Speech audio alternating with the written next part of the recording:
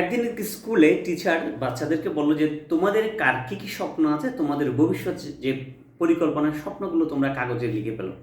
একথা বলার পর যথারীতি সকল স্টুডেন্ট কাগজ কলম নিয়ে তাদের স্বপ্নগুলো লেখা শুরু করে দিল।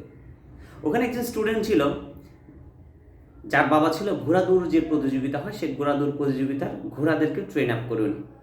বাচ্চাটা ছোটোবেলা থেকে স্বপ্ন ছিল, আহারে বাবা যে এত বড় রানওয়েগুলোতে ঘোড়াগুলো চালায় এবং শেখায়, সেটা যদি আমি পারতাম, আমার যদি এরকম নিজস্ব একটা জায়গা থাকতো। তখন সেও সেই স্বপ্নের কথা মাথায় রেখে সে স্বপ্নে লিখলো যে তার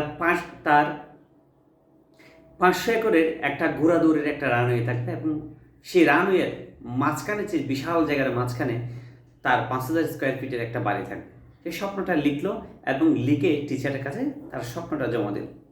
টিচারের কাছে যখন সে তার স্বপ্নটা জমা দিল, তখন টিচার তাকে একটা 0 মার্ক দিল এবং বাচ্চাটাকে বলল, তুমি যে স্বপ্নটা লিখছো তার মার্ক হচ্ছে 0, কারণ তুমি যে স্বপ্নটা লিখেছো সেটা হচ্ছে অবাস্তব, সেটা তোমার পক্ষে অর্জন করা সম্ভব না।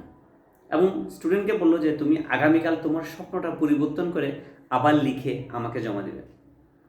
পরের দিন স্কুলে আসলো বাচ্চাটি এবং বাচ্চাটি স্কুলে এসে আবারও তারা যে স্বপ্নটা লিখেছিল একই স্বপ্নটা সে টিচারের কাছে রাখলো। টিচার আবারও রাগান্বিত হয়ে বললো, তোমাকে তোমার স্বপ্নটা পরিবর্তন করতে বলছে, তুমি পরিবর্তন করে তুমি কোনো মার্কসই পাবে না।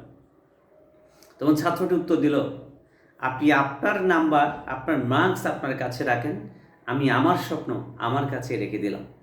বাচ্চাটি তার স্বপ্নের উপর অটুট ছিল এবং তার তার স্বপ্নটাকে সে পরিবর্তন করেনি।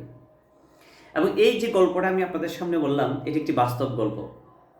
এবং ওই যে স্বপ্নটা দেখেছিল, সে স্বপ্নটা তার বাড়ির আমন্ত্রিত গেস্টের সামনে বলছিল যে তার ছোটোবেলায় সে গল্পটি।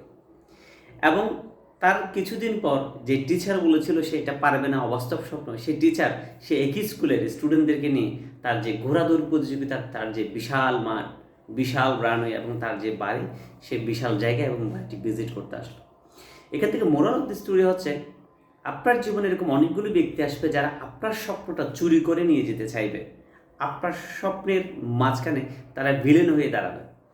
আপনি যদি আপনার স্বপ্নের উপর যদি অটুট বিশ্বাস রাখতে পারেন এবং সেই বিশ্বাসটা রেখে আপনি ধারাবাহিকভাবে যদি স্বপ্নটা অর্জনের জন্য কাজ করে যান, তাহলে আপনি বিশ্বাস করেন আপনার স্বপ্ন কেউ চুরি করতে পারবে না, কেউ কেড়ে নিতে পারবে না। আপনি যাই চান, আপনি যাই চিন্তা করেন, আপনার চাওয়া পাওয়া সবসময় একদিন পূর্ণতায় রূপ পাবে ইনশাল্লাহ।